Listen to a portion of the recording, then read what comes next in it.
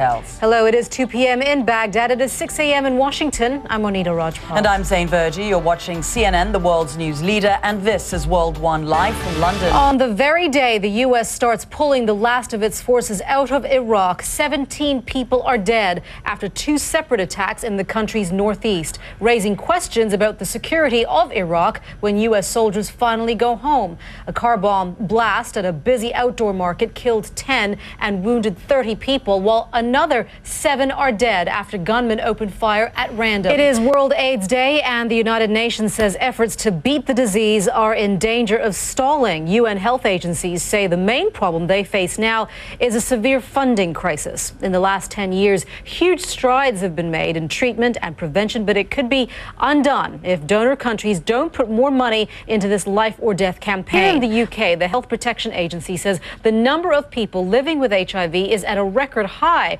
According to a new study, 91,500 people had the infection in 2010, and what's more, a quarter of them don't even know. Here to talk about the challenges this presents is Dr. Valerie Delpesh from the Health Protection Agency. Dr. Delpesh, thank you very much for being with us. First of all, we're talking about a funding crisis. Secondly, we're talking about, recession. A lot of countries are dealing with recession and debt. So it's difficult to really galvanize the efforts to raise money and to raise awareness of this problem, which you need money to raise awareness. So what do you do?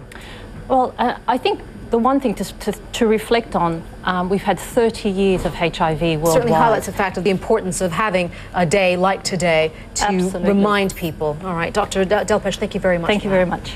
You're watching World One live from London. They've voted in their millions, and soon we could find out who the Egyptian electorate have sent to Parliament. Yeah, but now at what's trending on social media right now. At number 3, the Grammy nominees, one of the most searched terms on Google. Kanye West, Bruno Mars here, and British singer Adele were among the top nominees. The awards ceremony isn't until February next year. At number 2, no more Movember. November has become December.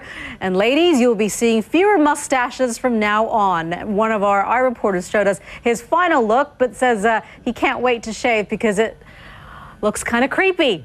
Well, the campaign to grow a tash for charity had its biggest year yet, raising nearly $100 million worldwide. And at number 1, World AIDS Day. We've been talking about it here on the show, and so are people around the world. And can you see here on the trends map here just how widespread the Twitter hashtag is? World AIDS Day was the first ever global health day. It was held for the first time more than 20 years ago. Zain? This is World One live from London. After weeks of a gathering sense of dread in the financial markets, a sigh of relief swept through them on Wednesday. 6 central banks got together to try to head off fears that we were in for a rerun of the credit crunch and get money flowing to the most fragile parts of the global economy. In the U.S., the action pushed the Dow Jones up almost 500 points, but the move still has its critics. CNN's Nina DeSantis is following the story. She joins us now in the studio. So it was quite a brave move, but it seemed as though it worked, at least for the most part. It seems as though it's worked for the temporary, let's say, for the moment, Monita, because if you actually take a look at these European markets... Certainly ticking. Nina, thank you very much. Of course, you'll have more on World Business Today later on. There was something of a palace coup at Old Trafford Wednesday night. Don Riddell joins us now with details on that. That's right. Thanks very much, Monita. It is not often that Manchester United lose at Old Trafford, and it is even rarer that you hear their manager, Alex Ferguson. Do fun stuff like that, Don. Well, because we have jobs. I wonder how many goes they needed at that. It might have taken them all week. That's true. That's true. Because I mistake a frisbee for a boomerang. That's pretty incredible, though, that he did that. Yeah. Good Next stuff. time I want to see him catch it in his mouth like a dog. Of course his name is Brody. Well, All right, Don, thank you very much. You're watching World One live from London.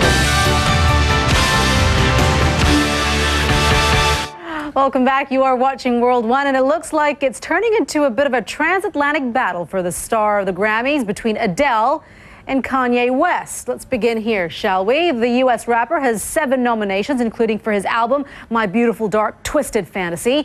He is also up for Song of the Year for All of the Lights. Kanye West is already a 14-time Grammy winner. And this beautiful lady here, Adele, could be the perfect pick-me-up as she recovers from throat surgery. The British singer is nominated for awards in 6 categories. Her album 21, Amazing, is the biggest seller of the year. The girl with the powerhouse voice is up for all the major prizes, including Album of the Year, Record of the Year, and Song of the Year for the single Rolling in the Deep. Love that song. And here we have the Grammy nomination show began and ended with Lady Gaga. She started out looking like a zombie and ended it like a gothic Marilyn Monroe. Her record, Born This Way, is nominated for Album of the Year. Winners in all 78 categories will be announced on February 12th. Zain? Monita, hurricane force winds swept the UK in the last 24 hours. So what can we expect today? Our meteorologist, Mari Ramos, is over at the Warm and Non-Windy International Weather Centre. Hi, Mari. Good to see you. Yes, definitely warm. Outside this wall, it's actually Sold pretty this cold. week to an unidentified buyer is believed to be the only one in mint condition. And they blame women for buying shoes. I mean, seriously, it's a comic. Well, it's worth a lot of money. I wouldn't complain if I had a comic like that. From these two comics here on set in London, you're watching World One live from London. I'm Zain Verjee. I'm Monita Rajpal. Thank you for watching us here on CNN.